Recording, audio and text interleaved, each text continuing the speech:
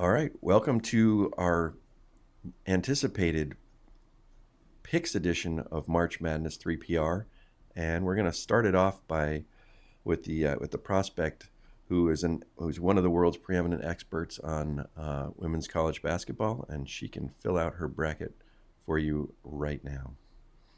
All right, folks. So this is not my full bracket, of course, and I may honestly tweak this after what I'm telling you guys, but we'll find a way maybe within our, newsletter or something to send out our full brackets because I think folks might be interested in seeing that. But just kind of running things down briefly here, my champion is going to be USC. I am riding the Juju train all the way into the station. I think Juju Watkins is the best player in college basketball right now, and what she's been able to do in terms of beating UCLA twice, so many other impressive performances. I think she will have what it takes to take USC all the way to the championship. That being said, though, within my final four, I have UCLA USC. I think it's going to be another UCLA USC matchup, which if you guys haven't checked those out earlier in the season, definitely go back and watch the highlights because those have been some incredible basketball games. On the other side, I have South Carolina and Notre Dame. Notre Dame has, I think, the best backcourts in the nation with Hannah Hidalgo, Olivia Miles.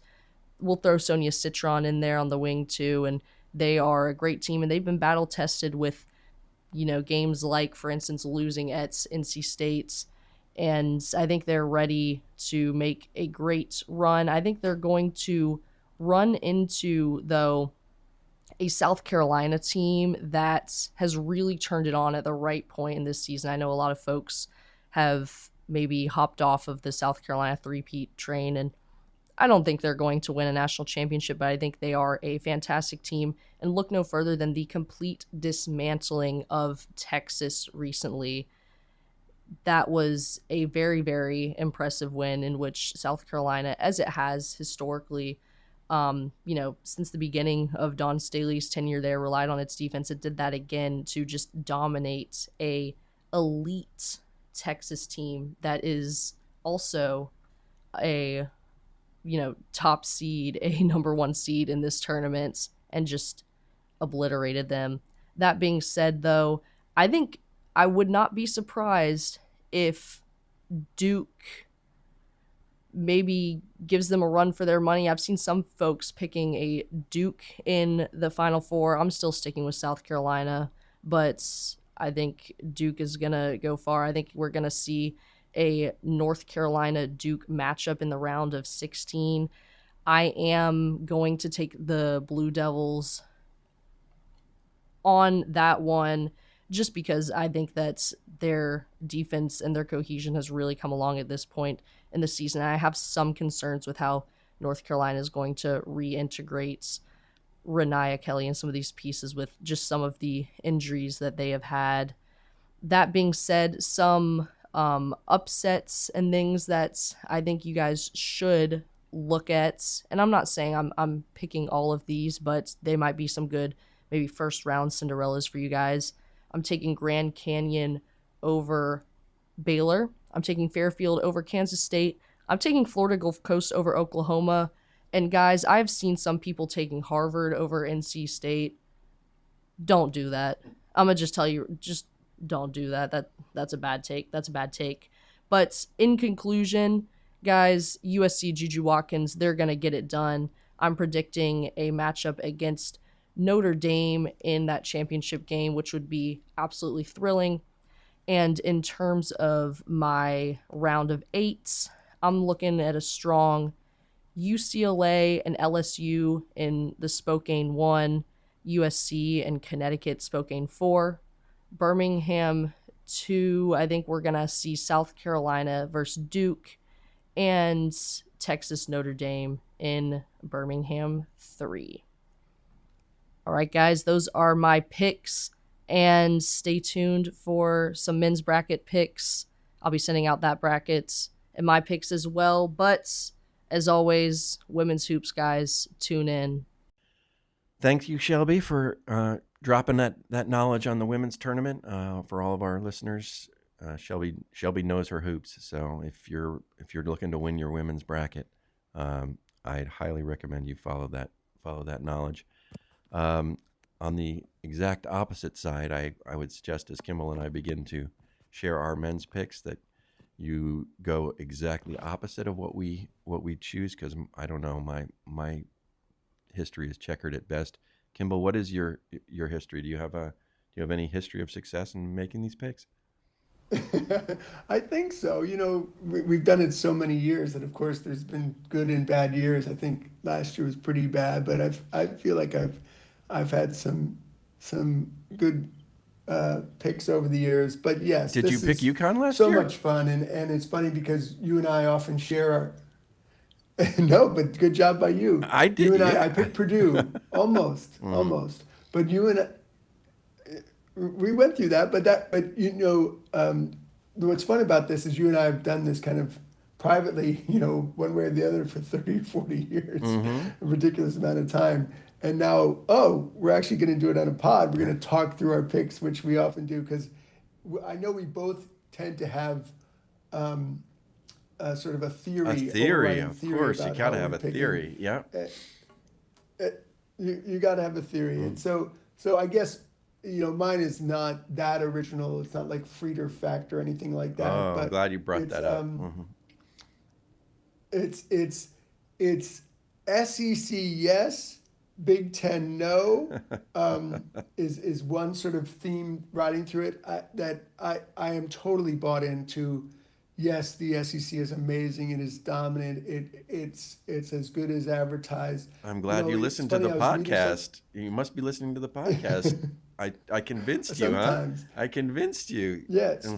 Well, we talked about this day one in the basketball season. It was my point that, after the Big East or the SEC, ACC challenge. Anyway, and I was reading something today that actually hammered home that point, which was the chalk teams are even more loaded than ever because of NIL and all the new rules. That actually the difference between, it used to be like, oh, there's so much parity in college basketball. And I'm like thinking, yeah, I think that's true, because it does feel like this year, like, damn, those are some good teams at the top. And even though there's the usual, upsets and whatever, everyone's always, another upset, top 25, whatever. It's not really the case. It's just the SEC teams beating up on each other for the most part. Right. And I don't even know what the metrics say. And this is where it's funny, because it is sort of an eye test. But I'm sorry that I know the Big Ten still gets a lot of love from metrics. But anytime I watch a Big Ten game, I'm just thinking, like, these guys just don't look as athletic. And No, I agree. I agree. Right. The SEC is playing a different game. You can't flip back and forth between those two conferences, or any conference against the SEC, and feel like you're watching the same game.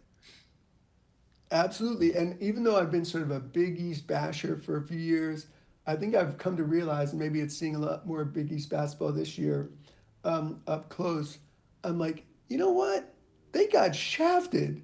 I mean, for St. John's, which had an amazing season, and I think I heard a stat that their 4 losses were by a combined 7 points. Yeah. Come on.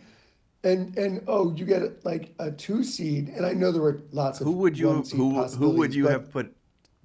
would you have taken out to put St. John's as a 1? Yeah, well, that is, that's the problem, because the SEC is so loaded. But Yeah. I think, even though I think it's funny, well, we'll get to it when I make my pitch, my thought. But I'm just saying that it wasn't just that St. John's is a 2.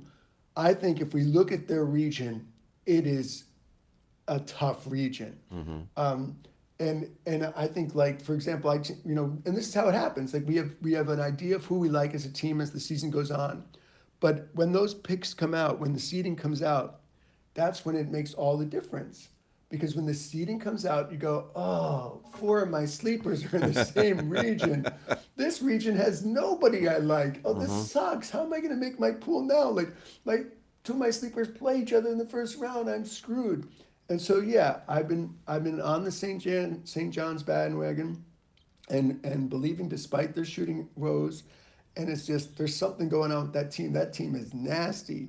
And the fact that they were able to continue it through the Big East tournament when so many teams don't keep it going through the tournaments this year, that, you know, in these days, they realize that it doesn't behoove you to win. And these other teams did too.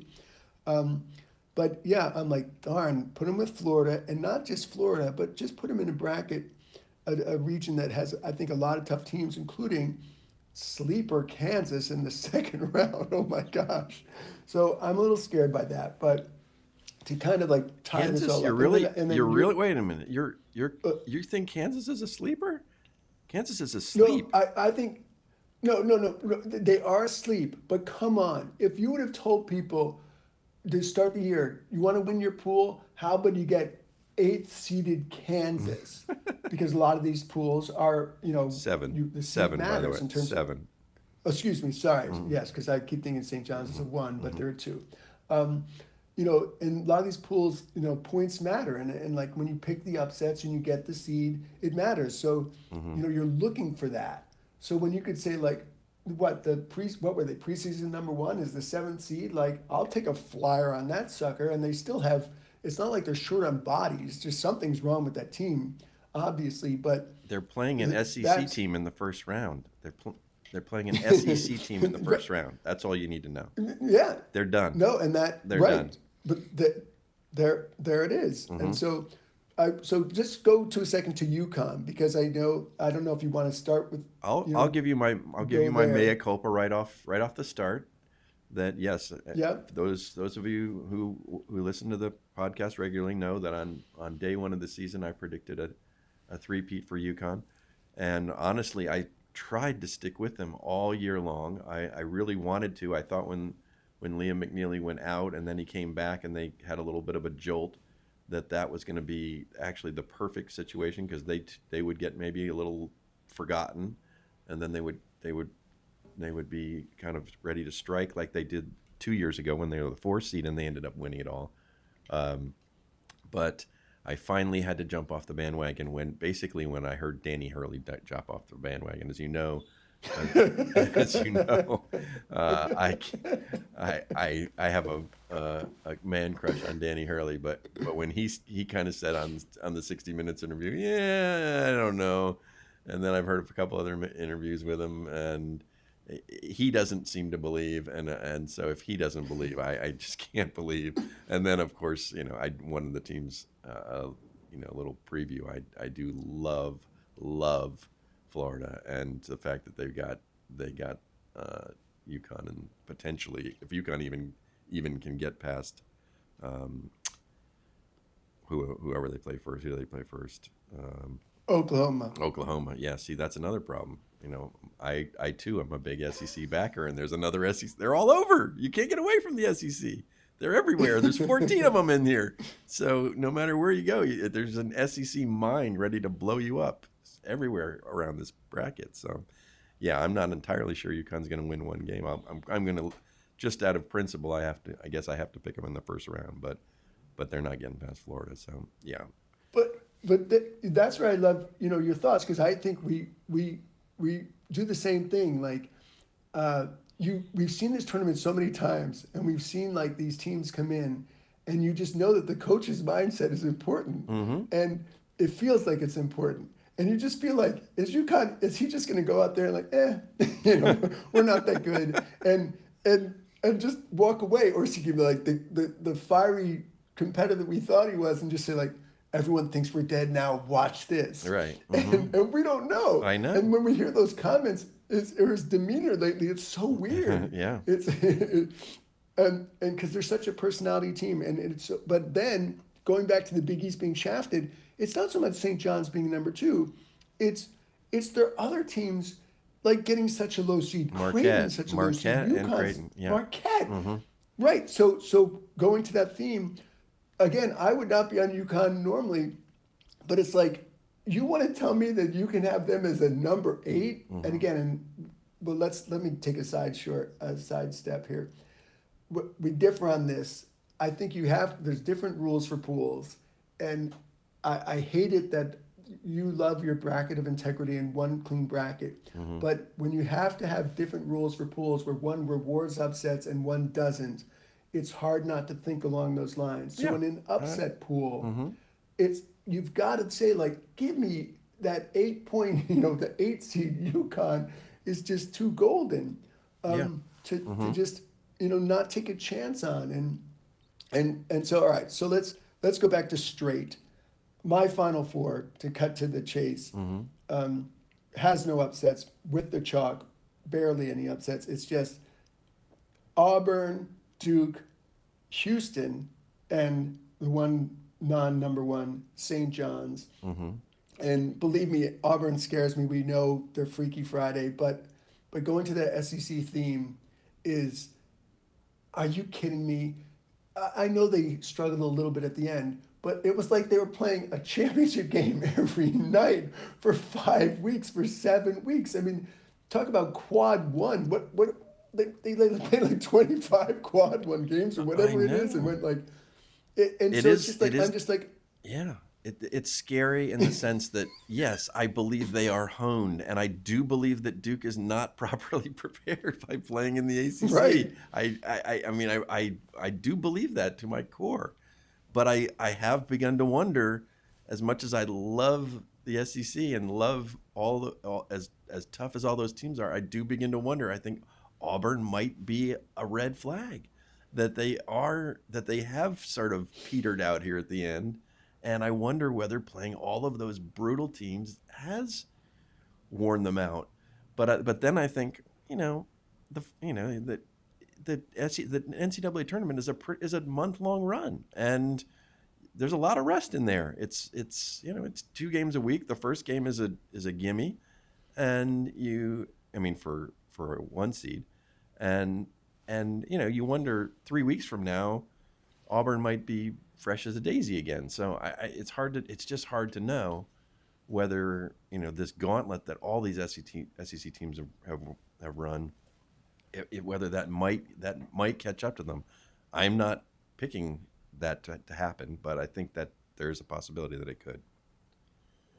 yeah, and going back to that, I think Duke, I would have thought, all right, let's see if they stumble because of what we talked about. Like, Right. who's the toughest team they've played in months? Right. Um, I mean, even that and Illinois and game that and everybody was saying, oh, well, they'll play, at least they'll play that game in Illinois in the Garden, and Illinois came in there and stunk, and it wasn't a game. It was like playing Georgia Tech. So yeah, I mean, it right. hasn't happened. But that said, Duke, that is the region of just nobody scaring me. So the one SEC team they threw in there was Alabama, which is seeming the one that's like, teetering the most. And Oh even man. when they're good, they are sloppy and give up a lot of points. And But don't you and think? also, what? I was going to say, yeah, I think the one vulnerability for Duke that no one is talking about is that I mean, Malawach, for as good as he is, I think he could be pushed around.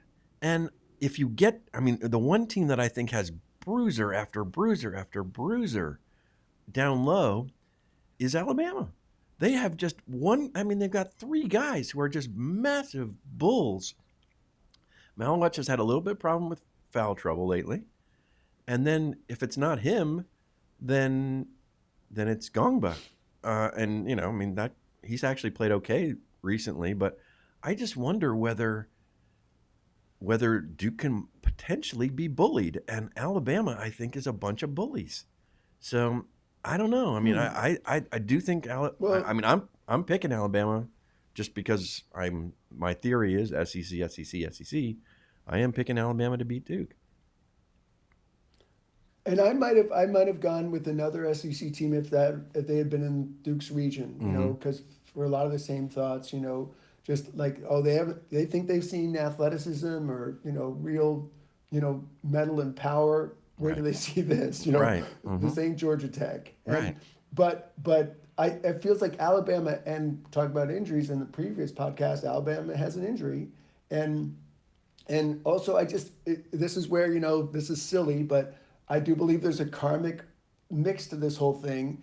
And I think Alabama had their karma last year when they were like the darling fourth seed. They got surprisingly far. And now they're actually a better team, a more worthy team. And it wouldn't surprise me if they stumble before they get to Duke. Mm-hmm. So I just kind of discount that region other than Duke. So Duke to me is, you know, a Final Four team for sure. And when you're a Final Four team for sure, and these other teams have landmines, of course, it might make them an easy pick. But to win it all, but I just can't do it. So I'm going to go with Auburn over Houston in the final, with St. John's and Duke as the other Final Four teams. And my one team that I think could make a run, if you're really looking for an upset, to make a run would be Marquette, because I think if you're really looking for a low pick that can go far, a low seed to go far. I don't know who that would be for you, Mm-hmm. but what do you got? Well, first of all, I think as I look at it, scan through it real quick, I think I'm correct in this. I believe I have the SEC winning every single first round game that they're in. Um, even the sketchy ones like Gonzaga and Georgia, um, Arkansas against Kansas. I'm going to commit to it. And I just believe that the SEC is going to prove themselves worthy moving forward.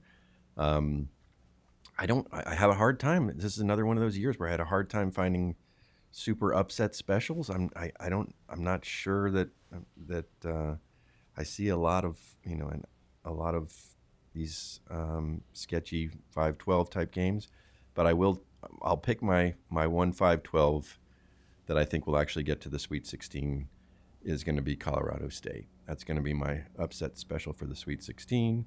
I'm not a believer in Memphis. I'm not a believer in Maryland. Big Ten down. So I'm going to take Colorado State to the Sweet 16. I think BYU could get in the Sweet 16. I kind of like them. I think if Texas gets through the first four game, I could see them getting past Illinois. So I think that's a potential upset, a couple upsets along the way. And then my final four is Alabama for the reasons I've already discussed.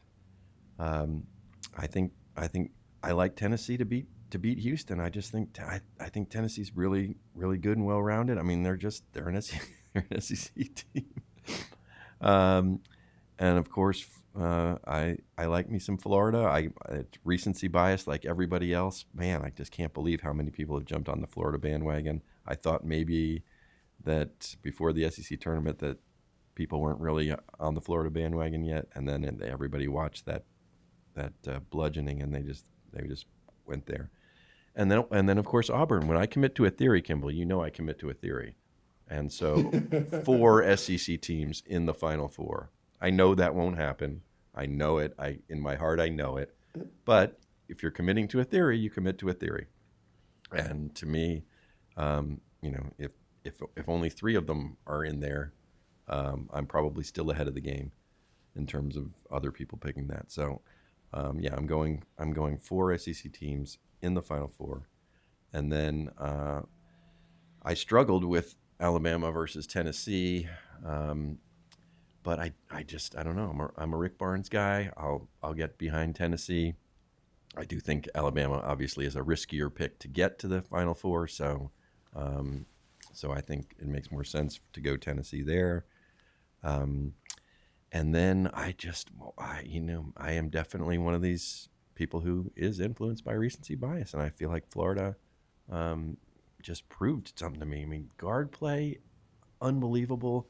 Just run one stud big dude after another out there. It's just like they seem like it's just interchangeable parts. They got a million of them, and I do think Auburn might just be a little bit spent. So I'm gonna go Florida over Auburn, and then and just like everybody else, and I hate this part, I like to do something different, but I can't.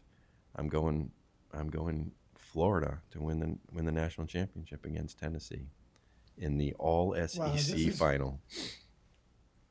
so there's so many little karma things here because first of all, I thought like I was one of the bigger Rick Barnes fans in the world. I'm Mm-hmm. surprised, like, and even I am like, man, it just feels like Rick Barnes is always going to fall short. So I couldn't go Tennessee over Houston for that reason. And then it's funny that But you're have you going seen there. Houston And play all then year? Have you seen Houston play? I mean, I feel like yeah, Houston is one of these and teams look, that we all just fall in love with because we're told at the last in the last weeks of the season that, oh, they're so awesome. I haven't seen Houston play for 1 second this year. Am I going to pick them to go to the Final Four against a SEC team? No.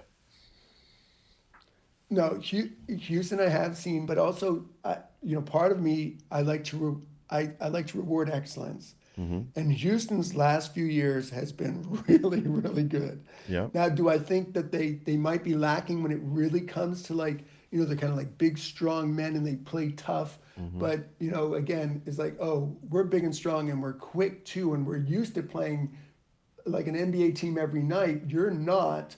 So yeah, that scares me. But again, maybe if a different SEC team, because again, I'm just like, I thought I was a Rick Barnes fan, and now I'm like, Tennessee always does seem to like, you know, struggle when it comes down to it with some little finesse-oriented part of the game.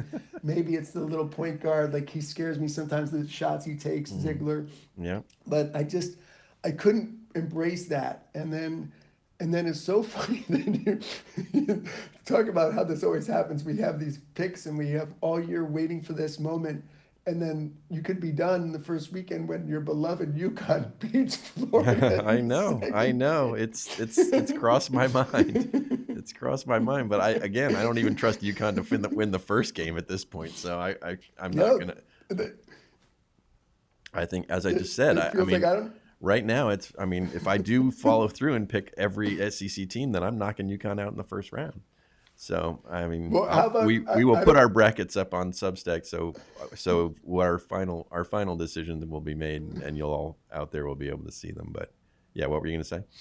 But I want to say this too because I never look at location and game time and all that. I just look at the matchups. Mm-hmm. But I have thought like I should really look at game time because it matters when you pick a team and it's Thursday at 2 o'clock Mm-hmm. or 2:30 Yeah. and you're done because you had your team and so whether it's just a little sleeper that is important for you so like if you say UConn might make a move but then you find out oh the first game of the tournament is UConn facing Yep. Oklahoma and guess what Totally. they're going to be done at 2:30 you're going to be Totally. Bobby Hurley and they're going to be on CBS saying like yeah well they had 2 great years but they just didn't have it this Right. year here's Coach Hurley okay bunt Right. It's like, what Right. I don't want, you're so right. I almost I don't want my bracket busted before lunch on Thursday. That's no good. And so I think there is something to be said for that. And then I'm also in a survivor pool every year, and I am just absolutely snake bit in this thing. And I usually pick a number 3 seed in the first round, and I can't remember the specifics of recent years, but I think the last 2 years I've been out on day 1. And so with that in mind, I'm sorry, Wisconsin Badgers, you're going out in the first round because I picked you in the survivor pool. So you're done. and I do like Wisconsin. Wisconsin's one of those teams that I know I'm gonna overpick to go further than their seed, and so I'm with you on Mhm. that. And the one last point I want to make, about this, is I am totally intrigued by St. John's and Patino, but again I don't know if you've been sort of following this, but the things he's been saying, right? He's just so relaxed, but also yet so confident, and also so like proud of himself and what he's built these men, Mhm. and it's almost like part of me is like, yes, yes, they are this force, and I don't care that they can't shoot. They're just this force, this unstoppable force. He's got them believing, but part of me is like, you better watch out, buddy.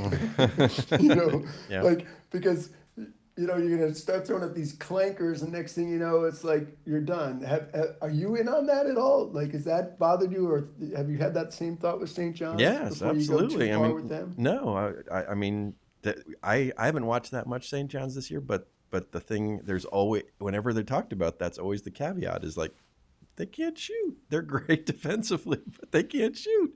And yeah, I mean, I don't want to have a team in the Final Four and, you know, put a team in the Final Four and then watch them go out in the second round because they shot 12% from three. And everybody says, see, we told you.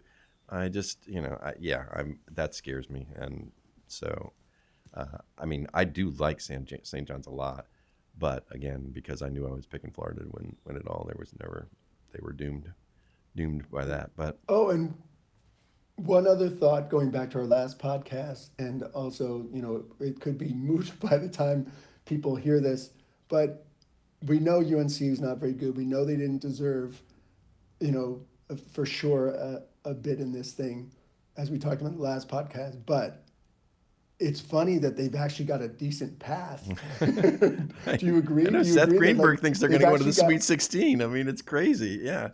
Right, they've got a decent path. Like, it's not like they've got, like, the kind of teams that they face are not like, oh man, they're just dead meat against them. It feels like, oh, you've kind of done them a favor with this little play-in game if they survive it, you know, because they're not an 8 or a 9 playing a 1. They're gonna like go 11-6-3. You know, who cares? Who cares? Who cares? And against an Iowa State team that's injured, right? Right. It's got an injury, so Mm-hmm.